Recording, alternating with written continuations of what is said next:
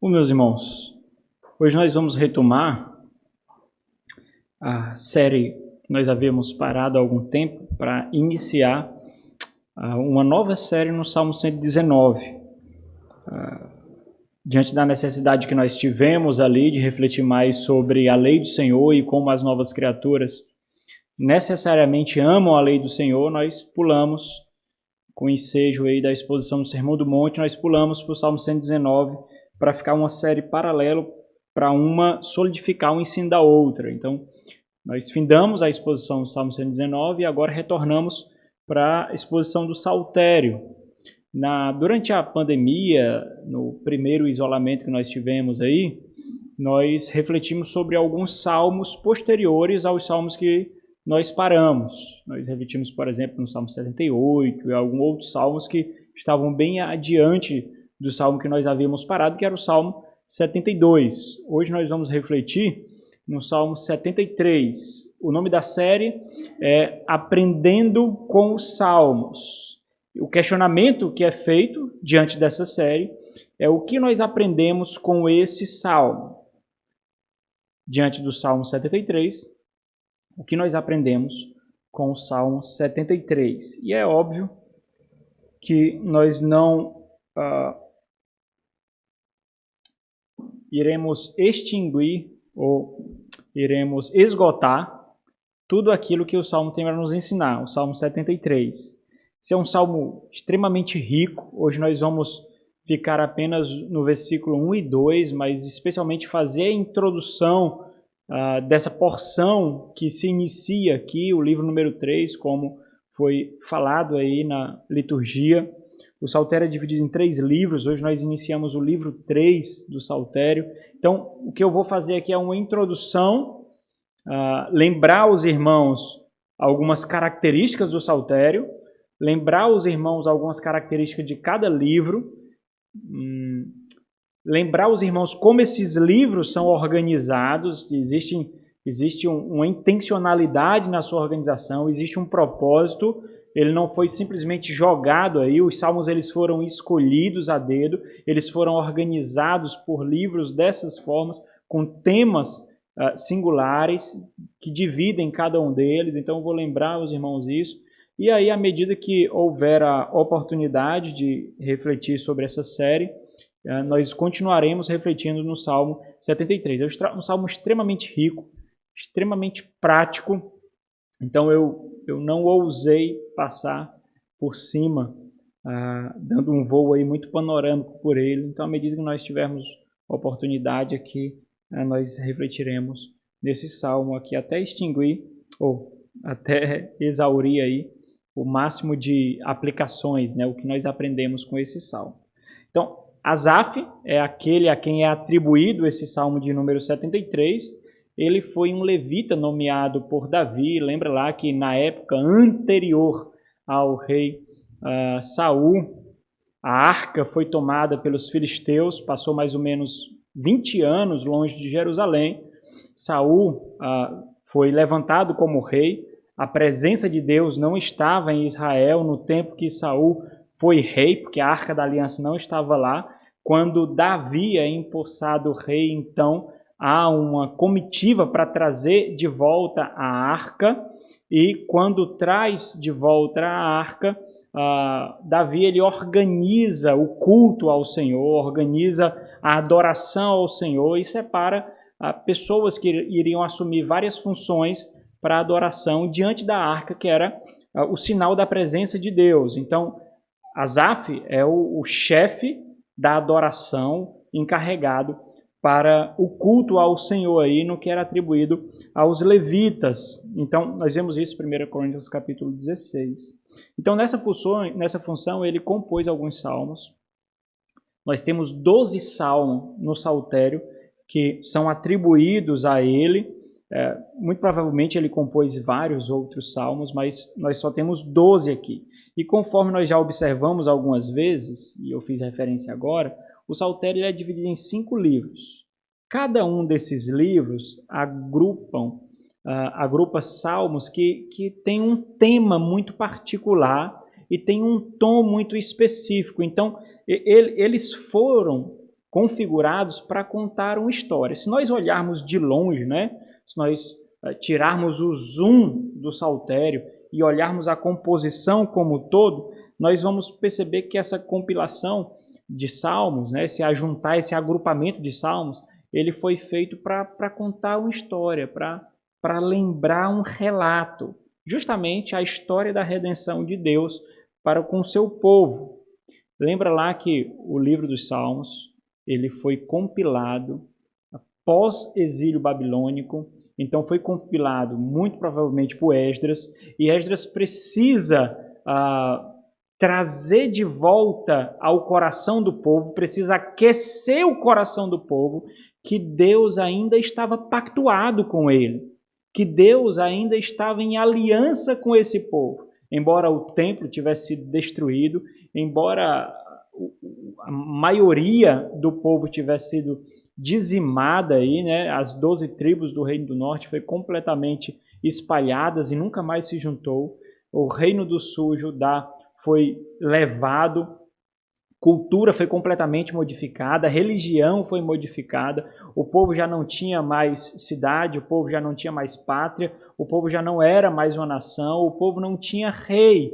E rei, o reinado ali na teocracia, era a marca da presença de Deus, era por meio do rei que Deus falava com o povo, regia o povo, governava o povo agora se vê sem rei, o povo é uma nação minúscula, uma nação vassala, uma nação escravo, numa provínciazinha da Pérsia aí, e não tem mais nenhum poder que demonstre que Deus está com ele. Então, o livro dos Salmos é compilado justamente com o livro de Esdras e Neemias, que originalmente é um livro só na Bíblia hebraica, os livros de crônicas, que na Bíblia hebraica é um livro só, e o Saltério. Todos esses foram organizados ali mais ou menos, século V, século VI, pós-cativeiro babilônico e antes de Cristo. Então, eles foram organizados para contar algo, com um propósito muito específico. E quando nós olhamos, tiramos o zoom e olhamos mais de longe, nós percebemos isso.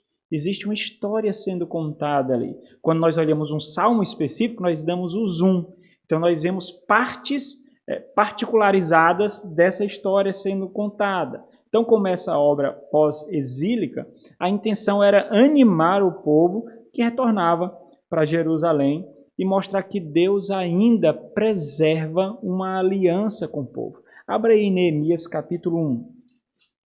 Neemias capítulo 1, versículo número 5. Nós vemos esse relato sendo feito aqui. Neemias 1, 5. E disse: Senhor, Deus dos céus, Deus grande e temível, que guardas a aliança, Breshit, e a misericórdia, Hesed, para com aqueles que te amam e guardam os teus mandamentos. Olha a síntese aqui nesse versículo. Então, Esdras quer trazer de volta essa mentalidade ao povo. Deus ainda está pactuado com aqueles que é o remanescente, aqueles que amam o Senhor, aqueles que preservam os seus mandamentos. Então, o saltério, 150 salmos, eles são agrupados em 5 livros. Cada livro conta uma parte dessa história. No livro primeiro, que vai do Salmo, ou do Salmo 1 até o Salmo 41, ou vai do Salmo 3 até o 41, dependendo de onde nós encaixarmos os 2 primeiros salmos. Mas qual é a parte do enredo que esse livro 1 ele conta? Nós vemos ali o pacto davídico sendo inaugurado. Então ele está contando uma história de redenção, da história de Deus para o seu povo. Nesse livro 1, que vai do Salmo 1, do Salmo 3 até o Salmo 41, o saltério mostra que existe um pacto sendo inaugurado. É por isso que fala do bem-aventurado, que ele não se detém na roda dos escarnecedores. Por quê? Porque houve uma geração que se deteve na roda dos escarnecedores e essa pereceu. Por isso que o Salmo de número 2 mostra que, por mais que nós vejamos reis ímpios, perversos, governando as nações, governando o mundo, todos eles serão subjugados, porque o Filho pedirá às nações e Deus dará e ele governará. Então nós vemos ali esse pacto davídico sendo inaugurado, que é mais destacado no Salmo número 2, que é um salmo messiânico, né? Um salmo muito mal utilizado para missionários, né? Pede-me e te darei as nações, né? Ali está falando de Jesus, está falando do Filho. O Filho pedirá e o Senhor dará as nações, povos de todas as línguas, raças e nações, né? No segundo livro, que vai do Salmo 42 até o Salmo 40, até o Salmo 72, nós vemos ali a bênção pactual de Davi sendo passada para os seus filhos. Olha o versículo 1 do Salmo 72. Versículo 1 do Salmo 72.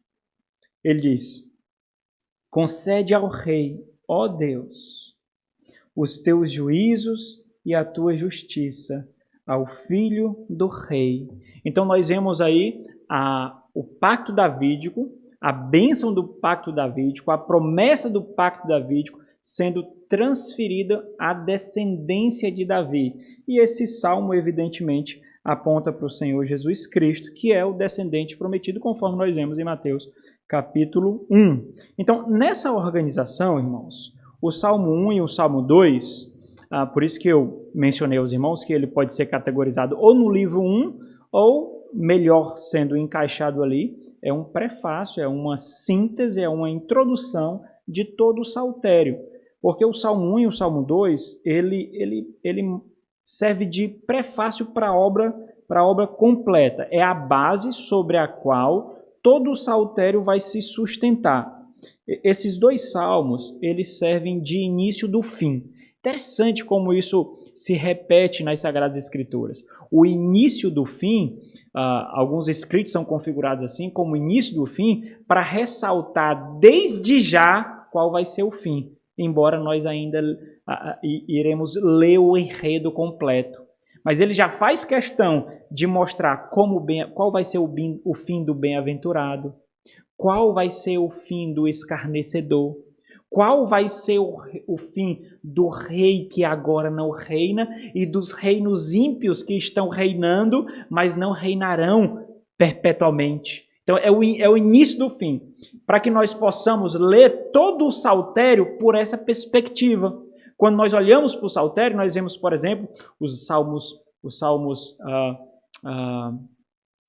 de lamento, em que nós vemos o justo, ou os lamentos individuais, ou os lamentos corporativos, onde nós vemos a nação sendo afligida, clamando ao Senhor, buscando o Senhor, ou vemos um indivíduo apenas nos salmos individuais, o salmista clamando ao Senhor, ou nós vemos os salmos imprecatórios, onde nós vemos maldições sendo proferidas para reinos tiranos, para impérios tiranos, porque o povo está sendo maltratado. Então, olha como nós vemos a história de Israel sendo contada nos Salmos. Os momentos de exaltação, de louvor, de entronização de Deus, quando o povo estava em ascensão, quando o povo estava em vitória, e os salmos de lamento, quando o povo passava ou pelos filisteus, ou Davi através de Saul, ou em outros momentos onde não são identificados os contextos históricos, mas outros momentos que o povo estava sendo afligido, que o povo estava sendo massacrado, né? Então, ele mostra que por mais que isso aconteça no meio, o fim é certo. E isso nos mostra a esperança, a graça, a gratidão, a providência de Deus em prover para nós uma história de redenção. Então esses salmos, esses textos que começam assim, eles são categorizados dessa forma, é o início do fim. Ele mostra desde já qual vai ser o fim da história, para que nós possamos nos lembrar e não decair da esperança, e não apostatar, e não fraquejar no meio do caminho, porque o caminho ainda está no meio ali. Nesses momentos de provação, nós estamos no meio ali. Existe um final reservado para nós. E esse fim reservado para os santos do Senhor é um grande começo, lembra lá. Nenhuma condenação há para aqueles que estão em Cristo Jesus. Não há mais morte para nós, porque o Senhor golpeou a morte e um dia virá para derrotá-la completamente, completamente. Então não há mais morte para nós. Irá a consumação da vida que nós já recebemos. Nós já recebemos aspectos da vida que nós teremos. Haverá a consumação da vida, do estabelecimento da vida que receberemos um dia, quando o Senhor vier para consumar a sua obra, ou quando o nosso estágio aqui desse lado da eternidade chegar ao fim e nós iremos então nos encontrar com o Senhor. Então, esses salmos, eles abrem o início do relato da história para mostrar que o povo de Deus terá o fim vitorioso. Lembra do tema do sermão de hoje? Eu coloquei incompleto. Deus é bom. Não é? Esse é o tema do sermão de hoje. Deus é bom. Mas depois eu completei. Deus é bom para o seu povo. Deus é bom. Deus é bom para o seu povo. Por que é importante lembrar isso? Porque, e aí eu vou fazer ênfase a isso, eu já falei isso na classe de novos membros, eu falei sobre isso, e algumas vezes eu falei sobre isso. Mas há momentos na nossa vida em que nós questionamos a bondade de Deus. E você não é completamente perverso por fazer isso, de ficar perplexo diante dos açoites da vida e por não conseguir enxergar todos os aspectos, todos os caminhos, todas as trajetórias do plano de Deus. Mas experiencialmente há momentos em que aquilo que nós conhecemos de Deus não é experimentado na vida comum. Simplesmente a nossa experiência questiona o nosso conhecimento. Aquilo que nós conhecemos do Senhor, da sua bondade, da sua providência, da sua graça, da sua misericórdia, simplesmente na nossa experiência parece ser completamente diluída. Nós não vemos a bondade de Deus. E é nesse momento onde nós vemos os nossos pés se desvalarem, como ele diz aqui, os nossos pés se escorregarem. É nesse momento que nós vemos a fé ruir pelas nossas mãos. Então são momentos de provação e momentos difíceis que nós nos depararemos com algumas tentações. Então,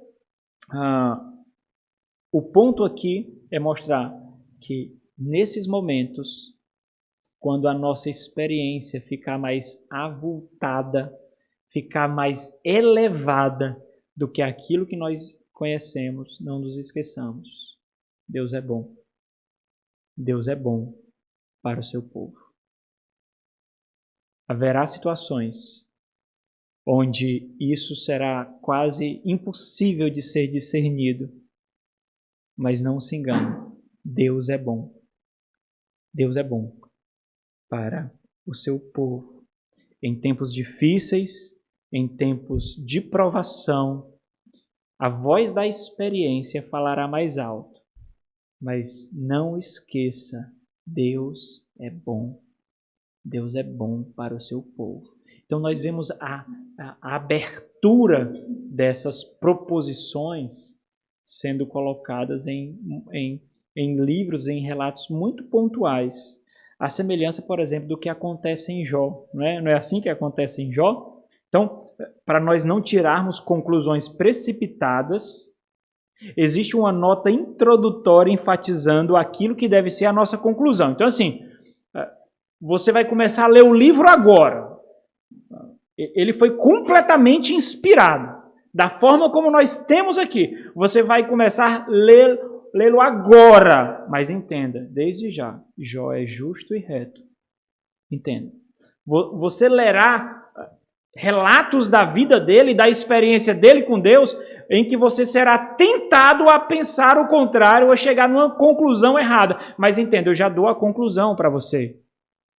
Ele é íntegro e reto. E ele se desvia do mal. Entenda, qual é o nosso grande desafio, então? É tentar discernir como é que chega a essa conclusão. Porque a conclusão nós já temos. Mas o que acontece no meio dessa história? Como nós chegamos a essa conclusão? Aí sim vem a luta.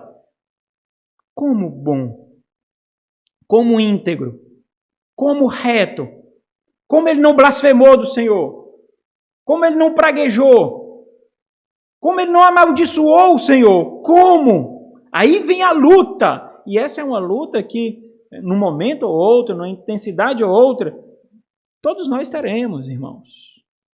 Então, não adianta vestir uma roupa, uma carapuça de super crente, porque isso não nos sustentará nas crises individuais, interiores, solitárias da vida cristã. Nós temos que encarar a realidade. Haverá momentos em que nós nos portaremos como aqueles que não têm esperança, como aqueles que não enxergam Deus, como aqueles que não veem a mão do Senhor. Haverá momentos em que nós experimentaremos isso. Mas para o povo de Deus, esse não é o fim. Esse é um ponto gigantesco de reflexão, de provação. Não é assim? Jó 1:1 diz: havia um homem na terra de Uz, cujo nome era Jó, homem íntegro e reto, temente a Deus e que se desvia do mal. Então, colocando no contexto religioso de Jó, contexto religioso completamente diferente do nosso, embora algumas vezes presentes no Antigo Testamento, mas o contexto religioso de Jó era um contexto retributivo. A religião ali era pensada de tal forma em que aqueles que faziam coisas boas necessariamente deveriam receber o que é bom de volta. Tanto que aqueles amigos que se envolvem ali para, no primeiro momento, acalentar Jó, mas depois se vindo como um instrumento de provação, de tentação, eles vão justamente nessa pegada. Se és bom, por que sofres? Então, colocando no contexto religioso, o questionamento mais comum no contexto de Jó seria: como um justo pode sofrer tanto? Como um justo pode passar tanta necessidade? Lembrando que justo aqui não é aquele que é imaculado, não é aquele que obedece perfeitamente à lei de Deus. No Antigo Testamento, justo é sinônimo para crente. Então, aquele que é crente. Como um crente pode passar tanta necessidade? Como o crente pode passar tanta dificuldade? Será que ele realmente é justo? Será que ele realmente é crente? Eu não sei você, mas eu já me questionei várias vezes o meu relacionamento com Deus. Várias vezes. A minha devoção a Deus, eu já questionei várias vezes. A minha dependência de Deus, eu já questionei várias vezes. Será, Deus? Será que eu realmente te amo? Será que realmente eu dependo do Senhor? Será que realmente o meu coração anseia por ti?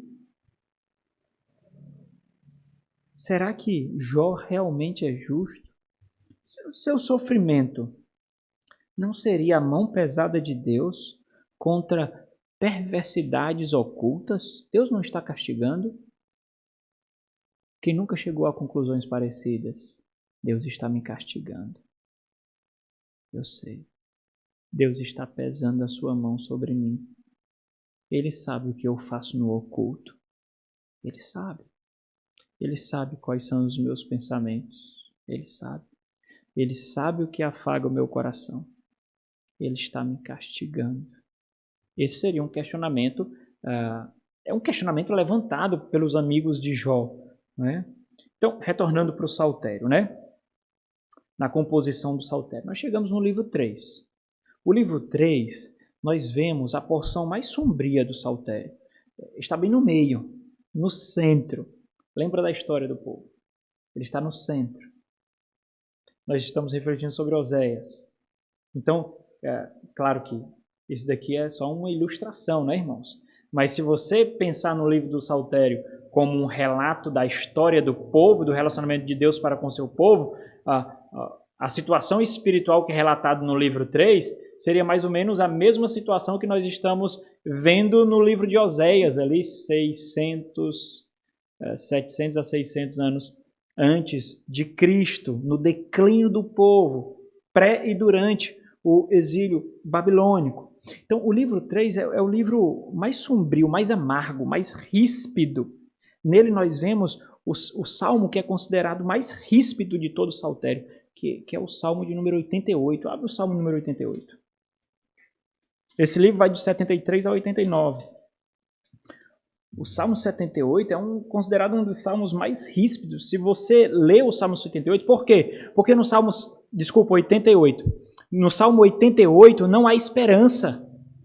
Você olha o Salmo 88 e você tenta espremer para encontrar esperança, mas cadê a esperança do Salmo? Parece não haver esperança alguma no Salmo 88. Por quê? Porque ele traz essa ideia de cadê a fidelidade do Senhor? Cadê o pacto? Cadê a aliança? Cadê o rei? Tiraram tudo de nós. Cadê a presença de Deus? Se foi, roubaram de nós, tomaram de nós. Cadê o Senhor? Olha o versículo 39. Desculpa, 4. Diz assim: Sou contado com os que baixam a cova. Sou dado por morto. Sou como homem sem força. Atirado entre os mortos, como os feridos de morte, que jazem na sepultura, dos quais já não te lembras. São desamparados de tuas mãos. Puseste-me na mais profunda cova, nos lugares tenebrosos, nos abismos. Quem pôs? O Senhor pôs. Sobre mim pesa a tua ira, tu me abates com todas as tuas ondas. E aqui ele cria aquela figura de estar na costa e a onda vir sobre ele incansavelmente, né? Apartaste de mim os meus conhecidos, já não há consolo algum, nem dos meus amigos, e me fizeste objeto de abominação para com eles. Estou preso e não vejo como sair. E aí o Salmo continua, esse tom ele é seguido. Esse livro ele termina com uma nota extremamente ameaçadora. Ele quer mostrar ao povo que retornou do cativeiro babilônico que houve uma quebra. Houve uma quebra no relacionamento de Deus para com o povo.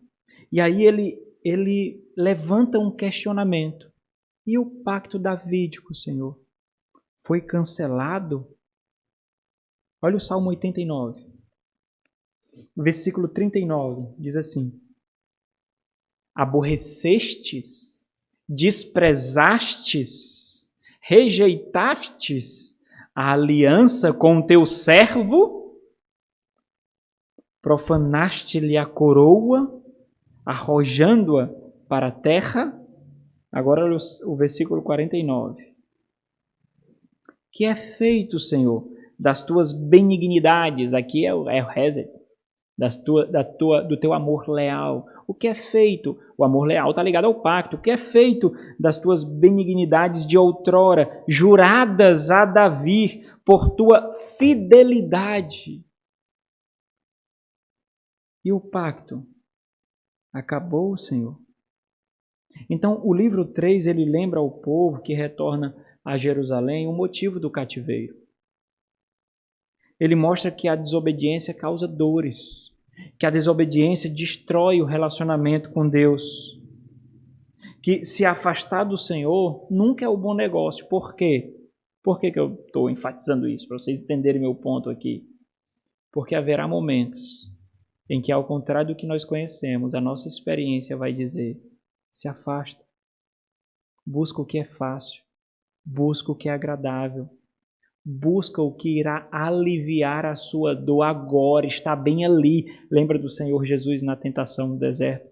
Está bem aqui, olha. Então haverá momentos em que nós cogitaremos isso na caminhada cristã, na caminhada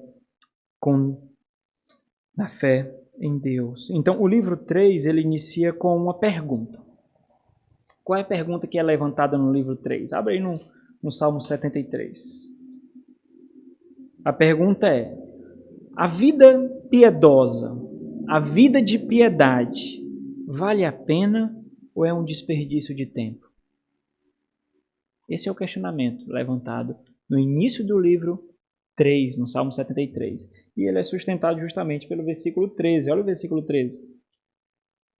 Com efeito, inutilmente conservei puro o coração e lavei as mãos na inocência. Então, você lê um versículo desse, está desviado, né? O salmista está desviado aqui, né? Mas lembra, ele está fazendo uma retrospectiva aqui. O versículo 1 e o versículo 2 mostra que essa reflexão é a posteriori. É depois de ter vivido, é depois de ter passado. E ele está mostrando como ele passou, em que situação ele estava.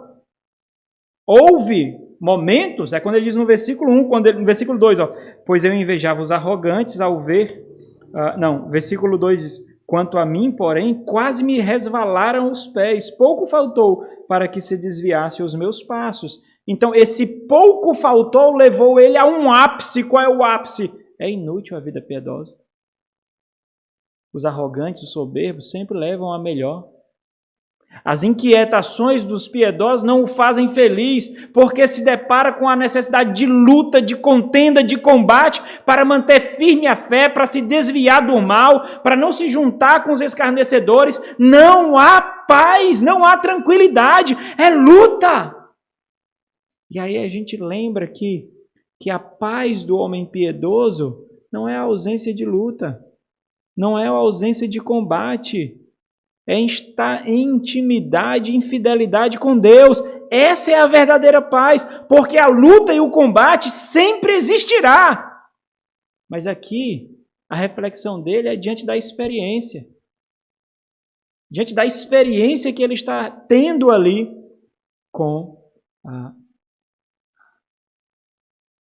por olhar para o mundo, por olhar para os perversos, para os arrogantes, para os ímpios, para os reis déspotas, tiranos, maus. E ele percebe, numa crise existencial, que toda a fidelidade dele não o levou à bonança. Só levou cada vez mais à miséria. E aí nós vamos ver isso no decorrer das demais exposições, mas o ponto é que, de alguma forma, que ele agora, compondo o Salmo, ele identifica que foi uma deficiência, mas ele conduziu a vida dele de tal forma em que ele considerou, em toda a caminhada dele de fé, ele considerou que ele iria ser retribuído de alguma forma com coisas materiais, com paz material, com felicidade material, com paz terrena. E ele se deparou numa bifurcação de tal forma que ele viu que ele não estava experimentando isso e aquilo que ele achou que iria receber, os ímpios estavam recebendo. E aí ele entra em crise. Essa crise resultou no refinamento da sua piedade, no amadurecimento da fé, numa intimidade maior com Deus e com alguns salmos, né?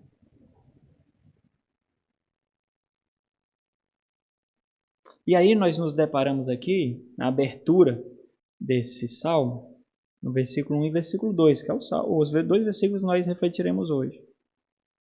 O tema da mensagem é esse: Deus é bom para o seu povo. Só que não pode ser um mantra a ser repetido. Tem que ser algo que o coração abrace e a mente discirna. Deus é bom para o seu povo. Isso faz com que essa verdade seja as lentes através das quais eu lerei as provações e as circunstâncias da vida. Deus é bom, por mais que eu não esteja bem agora, mas Deus é bom. Deus não é passivo dos meus termômetros morais. Por que Deus fez isso?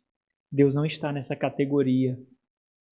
Deus não é passivo de análise moral. Por que Deus fez isso? Porque Deus mandou isso para mim? Porque Deus não me deu isso? Porque Deus não agiu assim comigo? Quando nós nos julgamos na posição de colocar Deus numa barreira moral, nós já devemos entender que a nossa fé está um pouco deficiente, um pouco fragilizada, um pouco corrompida.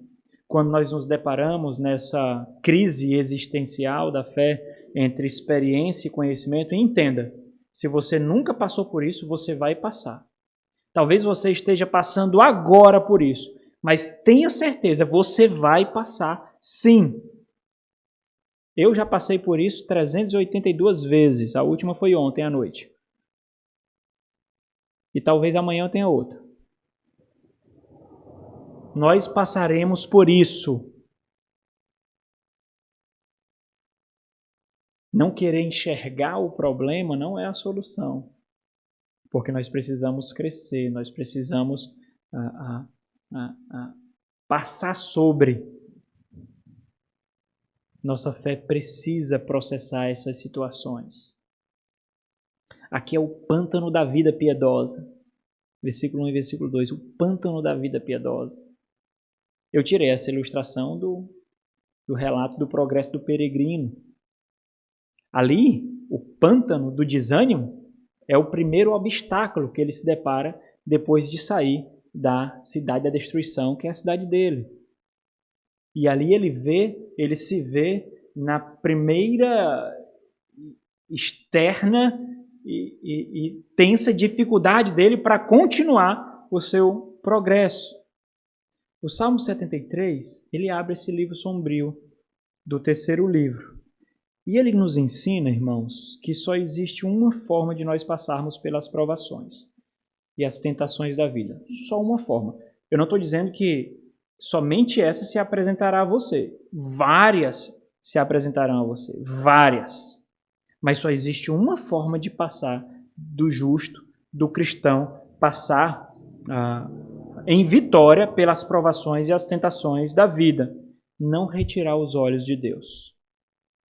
Não olhar as circunstâncias. Não colocar os olhos fixos nas circunstâncias. Não esquecer dos preceitos de Deus. Por quê? Porque eles são eternos. As circunstâncias são passageiras, as provações são passageiras, as tentações são passageiras. Os preceitos do Senhor, o conhecimento do Senhor, o ser de Deus é eterno. Não esquecer quem é Deus. Você é crente. Você é um cristão.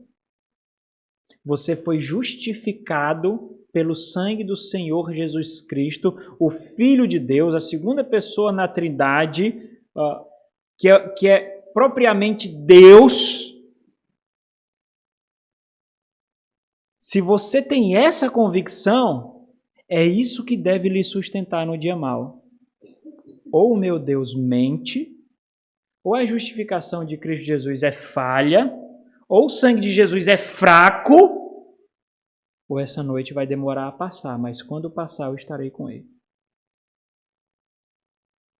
Porque essas são as noites sombrias da alma, irmãos.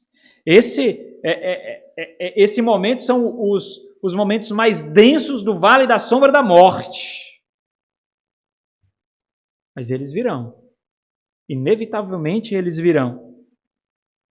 Quando nós, a semelhança daquilo que acontece com Jó, e nós vemos aqui no Salmo 73, nós percebemos uma luta justamente entre conhecimento e experiência. Conhecimento e experiência. O que nós percebemos através desses relatos é que uma das grandes provações da fé, da vida piedosa, é justamente quando a experiência insulta a nossa fé e o conhecimento que nós temos de Deus. Isso aconteceu com Jó diversas vezes. Isso aconteceu com os salmistas diversas vezes. Diversos momentos nós vemos os salmistas trazendo esses relatos. E esse é um conflito, meus irmãos, que traz um profundo desânimo. Então, nós não conseguimos enxergar Deus. Nós não conseguimos sentir Deus. Nós tentamos projetar os próximos dias, o amanhã, o futuro, e nós não conseguimos projetar, nós não vemos luz, nós não vemos alívio, nós não vemos solução, nós não vemos equilíbrio. É isso que acontece nos primeiros passos da depressão.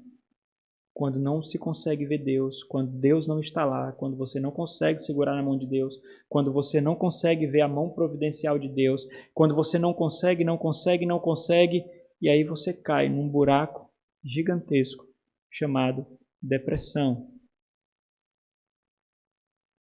Mas é fato que essas lutas, elas são bem intensas, porque é muita emoção envolvida. E a emoção é algo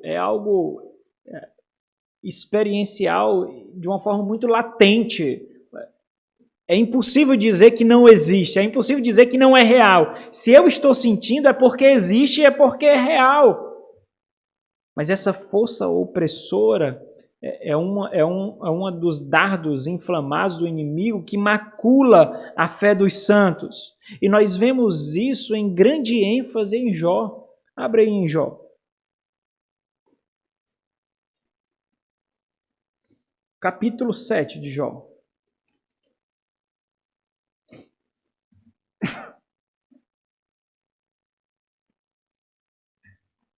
Versículo 7 diz assim. Esses são os momentos tensos de Jó, né? 7 diz assim: lembra-te de que a minha vida é só um sopro. Lembra que eu sou passageiro, Deus. Lembra que eu sou como sopro. Eu sou como uma respiração, eu logo passo. Lembra-te de que a minha vida é um sopro. Os meus olhos não tornarão a ver o bem. Olha o versículo 16, diz assim: estou farto da minha vida. Aqui foi um período que Jó passou de depressão intensiva ali. Estou farto da minha vida. Não quero viver para sempre. Deixa-me, pois, porque os meus dias são um sopro. Passou, Senhor. Olha o capítulo 13.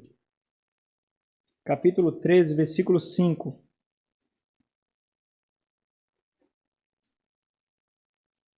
Versículo 15. Eis que me matará. Já não tenho esperança. Contudo, defenderei o meu procedimento. Então, nós vemos esses momentos muito gritantes na vida de Jó. Nós vemos e é um homem íntegro, reto, temente a Deus, que se desvia do mal. Então, esses momentos não são descrições cabais, completas da nossa vida em relacionamento com Deus. São momentos de provação onde nós sairemos mais próximos do Senhor, nós construiremos um coração, a mentalidade mais sensível à dor do próximo, às lutas da vida, nós estaremos mais aptos a aconselhar os que sofrem, a ajudar os que sofrem e teremos uma sensibilidade muito maior para discernir as estratégias do maligno. Então nós vimos essa experiência de Jó, e o livro finaliza assim, foi justamente assim que acabou, quando ele viu que Deus é Deus, Deus é bom, Deus é maravilhoso, Deus é soberano, Deus é poderoso. Contudo, meus irmãos, esse é um conflito que ocorre apenas quando nós focalizamos no momento, né? Quando nós damos o zoom e olhamos para aquele momento lá, sem levar em consideração o conhecimento do todo. Quando nós nos distanciamos, quando nós observamos o enredo completo, em geral, nós percebemos que toda experiência momentânea é diluída pela luz do conhecimento geral do plano de Deus. O Senhor é Deus vitorioso e nós já temos a vitória garantida. É isso que o salmista faz aqui. Hoje você pode contar de forma vitoriosa problemas que você passou e já venceu. Mas por ter passado em piedade, em temor e dependência, hoje você pode contar como o relato de um justo, como o relato de um piedoso, como o relato de um homem, de uma mulher que teme o Senhor.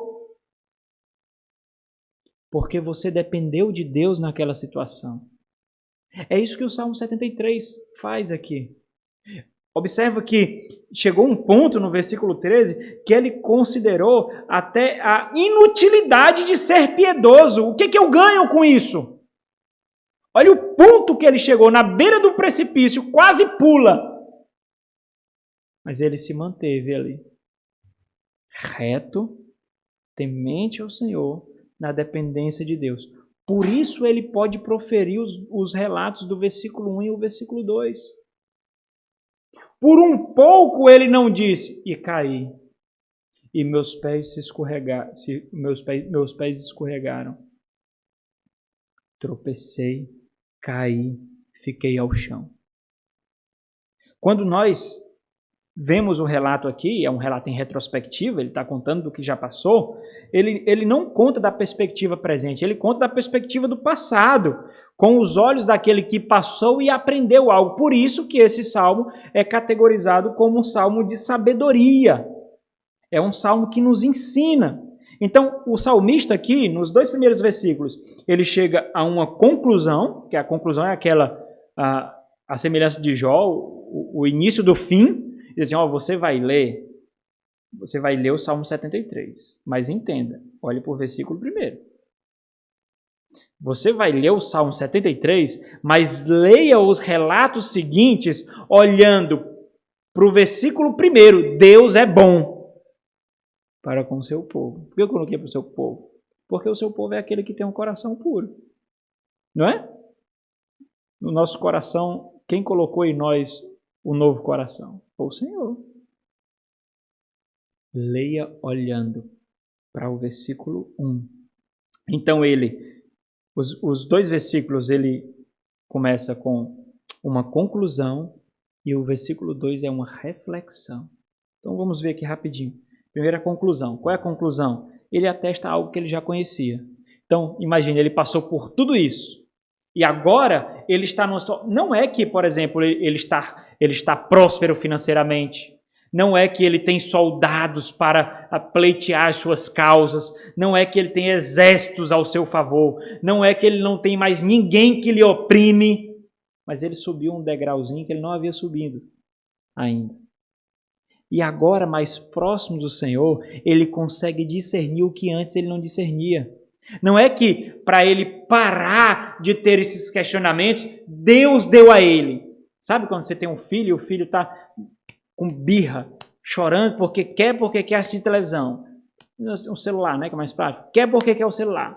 Quer porque quer o celular. E você não dá o celular. E aí cria-se aquela queda de braço. E ele fica lhe envergonhando. As crianças daqui não fazem isso não, eu sei, né? Fica lhe envergonhando, fica chamando a atenção de todos. Aí para você fazer ele calar a boca, ficar quieto, o que é que você faz? Você dá o celular. Deus não age assim, irmãos. Deus nos leva a um conhecimento mais profundo do plano dele. Ele não muda o plano para nós nos contentarmos. Ele nos leva a discernir compartimentos, aspectos desse plano que nós não havíamos discernido. Por isso nós ficamos com birra. Porque nós não alcançamos a mente de Deus. E Deus se revela para nós de uma forma tão condescendente, tão graciosa, que nos momentos de crise em que os nossos ânimos, emoções estão mais afloradas, e é aí que o conhecimento penetra mais, porque o coração está mais aflorado, e quando o conhecimento nos encontra com esse coração aflorado, então o conhecimento ele entra de forma mais penetrante. É assim que acontece com situações da vida. Às vezes nós passamos por problemas, por crises, que quando nós trazemos à mente parece que foi ontem. Por quê? Porque aquilo envolveu muita emoção. Então, não é que o Senhor dá o que ele pleiteia. Não. É que o Senhor mostra um pouco mais a sua mente a ele. O faz discernir como Deus discerne. E agora ele vê o que antes não via. Ele consegue interpretar o que antes não interpretava. E aí ele chega à conclusão. Talvez essa conclusão ele já tivesse, mas não tão profundamente. Porque esse com efeito, literalmente quer dizer assim, verdadeiramente. Com toda certeza. E ele se repete algumas vezes. Verdadeiramente. Ele quer dizer, com efeito, verdadeiramente Deus é bom para com Israel. Ele está dizendo assim, eu experimentei isso. Eu vi isso. Deus é bom. Deus não me permitiu cair. Deus não me permitiu cavar um buraco tão profundo que eu não pudesse sair. Deus não me permitiu trilhar um caminho tão distante que eu não pudesse voltar. Deus me sustentou. Deus é bom. Então, essa é uma conclusão de quem observa o todo. Ele passou por isso, agora ele pode ver. Ele está fazendo uma análise. Se você ler o Salmo todo de novo, você vai ver que ele está fazendo uma análise de como ele se portou, de como ele passou por isso. Por isso que no finalzinho, por isso nós lemos o versículo 13, por exemplo, à luz do versículo 22. O que é que diz o versículo 22? Versículo 22. Olha o versículo 17. O versículo 22 primeiro. Diz assim, eu estava embrutecido e ignorante. Eu estava embrutecido e ignorante. Esse era o estado dele. Eu não percebi. Ao versículo 17, até que entrei no santuário de Deus e atinei, e percebi e vi com o fim deles. O fim de quem? O fim daqueles que ele invejava. Aqueles que tinham o mundo, mas não tinham Deus. Aqueles que tinham os manjares, mas não tinham rei. Eu vi. Aí você lê o versículo 27 e 28, que exalta o Senhor também, e a grandeza do Senhor e o relacionamento daqueles que têm o Senhor. Então, aqui nós vemos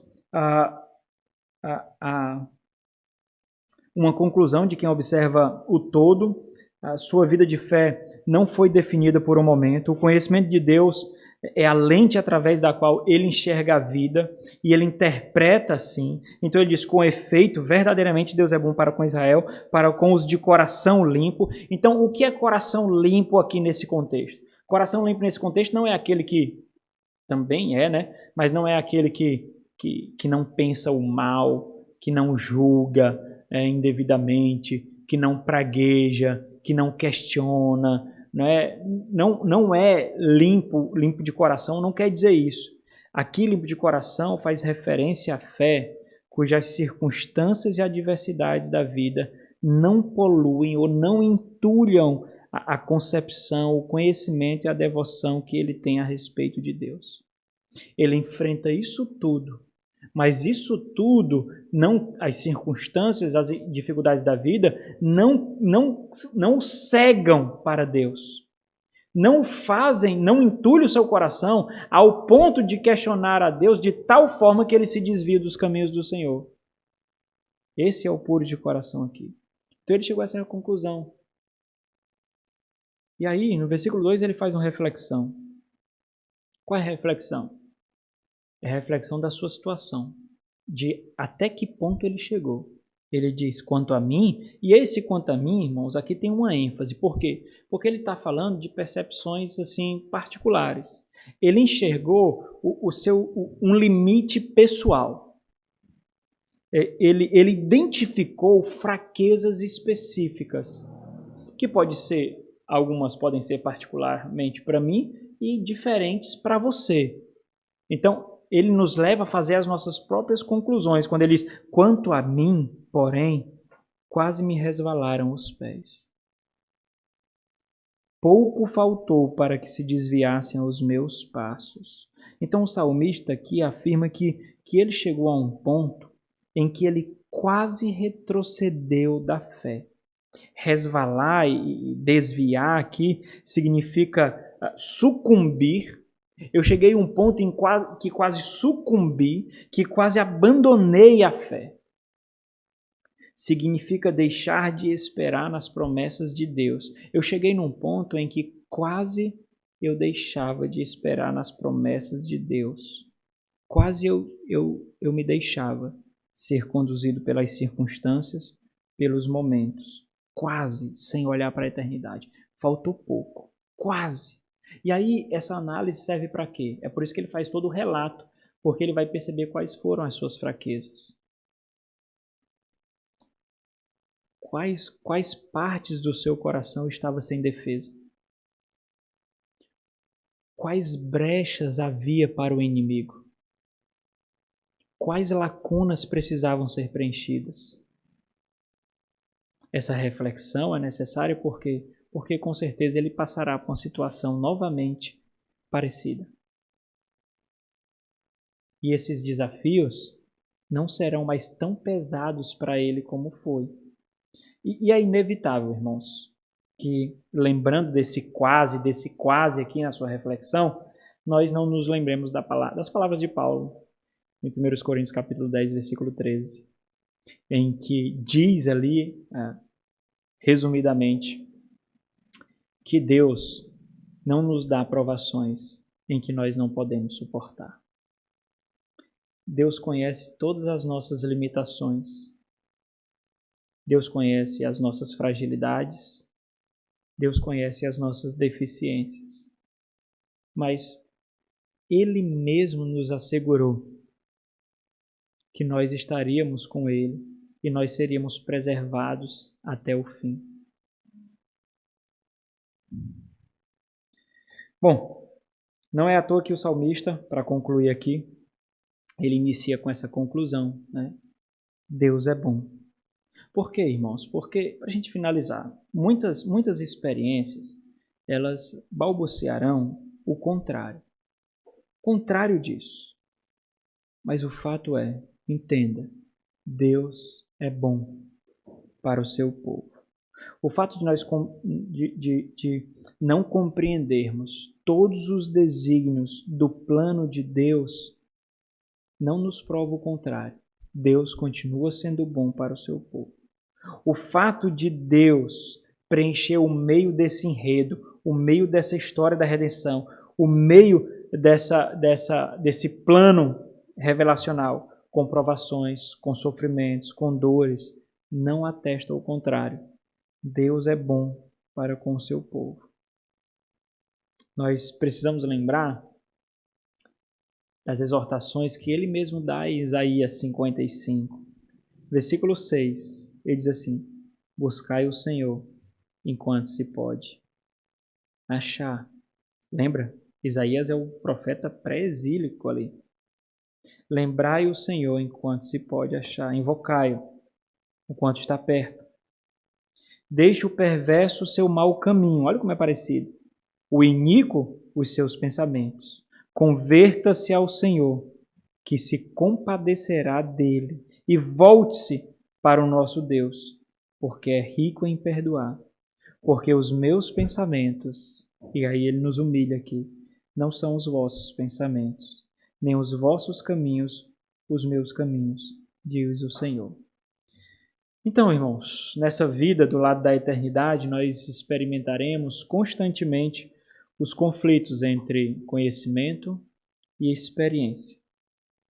Agora, lembra de algo. Eu falei isso para o passado de novos membros. Quando eu falei isso, dei essa advertência, eu disse assim, você não vai se lembrar disso que eu estou dizendo. E quando você se lembrar, é arriscado que até você caia, mas eu vou dizer. Vai chegar um momento em que você vai se deparar com a luta, um conflito entre experiência e conhecimento. E não tenha dúvida que por alguns instantes a sua experiência vai gritar mais alto do que o conhecimento. E é aí que muitos caem. E é aí que muitos vacilam.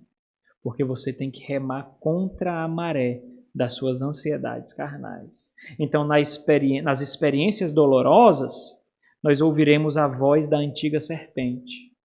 É mentira. Não foi assim que ele disse. Não queres ser melhor? Não queres ser feliz? Não queres crescer? No conhecimento revelacional, nós seremos lembrados de quem Deus é. E nós só devemos lembrar que a voz da experiência nos conduzirá ao alívio imediato, porém momentâneo, enquanto o conhecimento de Deus nos fará perseverar para o alívio eterno. Esse é o grande fechamento dessa experiência. Nós só precisamos olhar para o Senhor.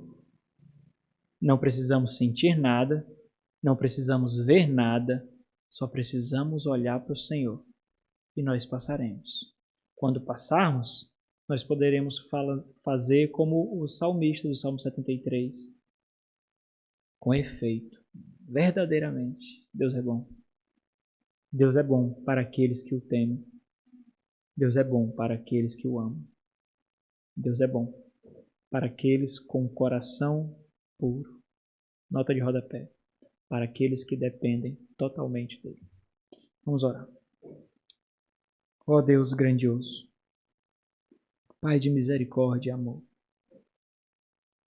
que maravilhosa palavra o Senhor nos dá para o alento das nossas almas, ó Deus. Como é maravilhoso receber do Senhor alimento celeste, o maná dos céus. Que essas palavras perfurem o nosso coração e mente. Que nós possamos ser inundados com tão maravilhosa verdade, ó Deus. Que nos momentos terríveis de conflito existenciais, onde a vida tentará nos desviar, onde soluções momentâneas aparecerão, que o Senhor nos conduza em graça, Deus, na mais profunda dependência do Senhor.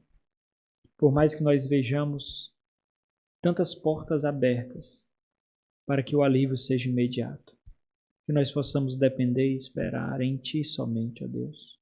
Por mais que sintamos mais dores, mais angústias, nos concede a graça de esperar somente em Ti. Em nome de Jesus. Amém. Amém.